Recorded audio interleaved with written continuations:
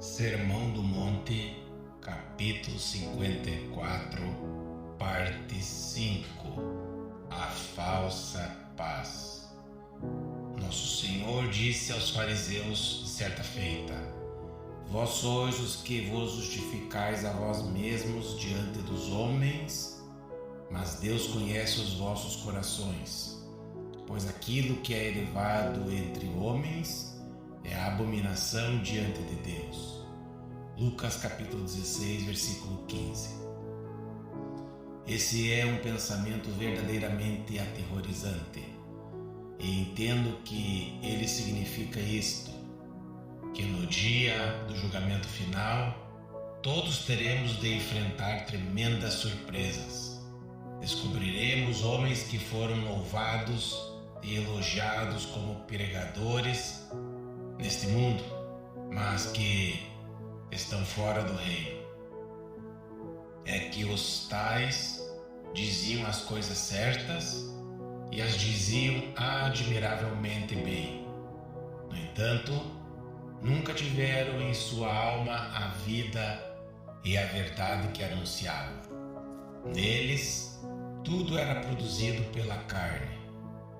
Todavia, não somente essa gente profetiza, mas até expele demônios. Novamente, observa-se a respeito das palavras em teu nome. E em teu nome não expelimos demônios? É possível que uma pessoa faça até mesmo isso e ainda assim esteja fora do reino. É fácil a comprovação desse ponto. Não se torna claro através das páginas do Novo Testamento que o próprio Judas Iscariotes possuía esse poder? Nosso Senhor enviou seus discípulos para que pregassem e expulsassem os demônios. E mais tarde, os discípulos regressaram e lhe disseram, em meio a grande júbilo: Senhor, os próprios demônios se nos submetem pelo teu nome. Lucas capítulo 10, versículo 17. É patente que isso se aplica ao próprio Judas. Nosso Senhor pode dar poder a um homem, e no entanto, esse homem pode estar perdido. E também há aqueles outros poderes que podem capacitar-nos a realizar feitos notáveis e espantosos. Você deve estar lembrado de como, em certa ocasião, o povo acusou Nosso Senhor de realizar os seus milagres mediante o poder de Beelzebul. E então ele retorquiu dizendo: E se eu expulso os demônios por Beelzebul, por quem os expulsa vossos filhos? Mateus capítulo 12, versículo 27. Eles eram exorcistas judeus. Em Atos 19, encontra-se certas pessoas descritas como os filhos de Seva, que tinham esse mesmo poder. Vemos, pois, que os homens podem chegar a expulsar demônios em nome de Cristo, mas, apesar disso, estarem fora do reino. Finalmente, Nosso Senhor atingiu o ponto culminante do seu argumento, o qual ele exprimiu da seguinte forma: aquelas pessoas serão capazes de dizer-lhe, em seu nome fizeram muitos milagres, obras poderosas, prodígios, coisas admiráveis e incríveis. Sim, fizeram muitas maravilhas em seu nome, e não obstante, estão fora do reino dos céus. Como podemos provar que isso é possível? Parte da prova, indubitavelmente, acha-se no caso dos mágicos do Egito. Você deve estar lembrado de que quando Moisés foi enviado para libertar os filhos de Israel, operando os seus milagres, os mágicos egípcios também foram capazes de imitá-los e repeti-los até um certo ponto. aqueles mágicos faziam coisas admiráveis.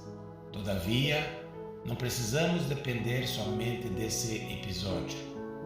Nosso Senhor declarou no trecho de Mateus, capítulo 24, versículo 24: porque surgirão falsos cristos e falsos profetas, operando grandes sinais e prodígios para enganar, se possível, os próprios eleitos. Essas são as palavras de Cristo. Além disso, consideremos o que Paulo escreveu em 2 Tessalonicenses, capítulo 2, versículos 8 e 9. Então será de fato revelado o iníquo, a quem o Senhor Jesus matará com o sopro de sua boca e o destruirá pela manifestação de sua vinda. Ora, o aparecimento do iníquo é segundo a eficácia de Satanás, com todo o poder e sinais e prodígios da mentira. Essas coisas estão todas profetizadas. Em outras palavras, um homem pode ser capaz de alegar haver obtido grandes resultados, como curas e coisas similares. E, no entanto, isso não significa nada e não nos deveríamos surpreender diante disso. Nesses últimos dias, não estamos aprendendo cada vez mais a respeito dos poderes psíquicos inatos ao homem, mesmo no sentido natural? Existe algo como um dom natural de cura. Existe uma espécie de poder natural e quase mágico em certas pessoas. Por exemplo, a questão inteira da eletricidade no corpo humano é muito interessante. Estamos meramente começando a compreender essas forças.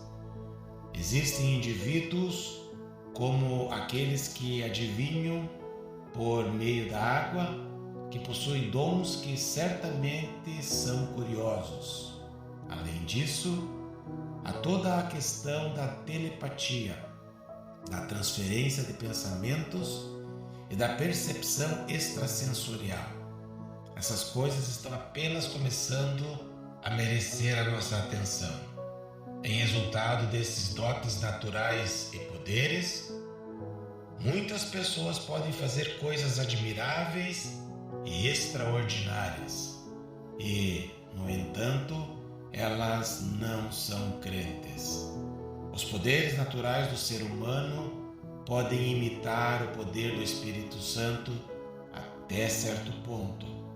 E, naturalmente, somos lembrados nas Escrituras que Deus, em sua própria vontade inescrutável, algumas vezes decide conceder poderes aos homens que nem ao menos lhe pertencem, a fim de que os seus próprios propósitos tenham cumprimento.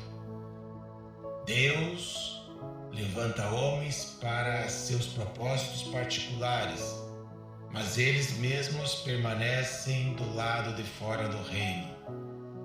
Foi Deus quem chamou e usou aquele monarca pagão Ciro. Acima de toda outra consideração, entretanto, cumpre-nos relembrar o poder do diabo. Satanás, conforme Paulo nos ensina em 2 Coríntios capítulo 11, versículo 14, pode transformar-se até mesmo em anjo de luz. E, na qualidade de anjo de luz, algumas vezes o diabo persuade pessoas de que elas são crentes, quando na realidade não o são. Se o diabo puder impedir um homem de entrar no reino de Deus, levando-o a dizer meramente Senhor, Senhor, certamente ele levará tal homem a fazê-lo.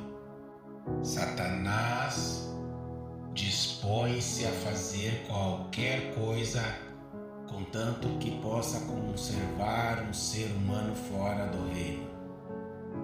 Portanto, se uma crença falsa ou mesmo uma crença verdadeira, embora distorcida de alguma maneira, puder obter esse resultado, Satanás levará o indivíduo a esse ponto, dando-lhe o poder de operar sinais e maravilhas.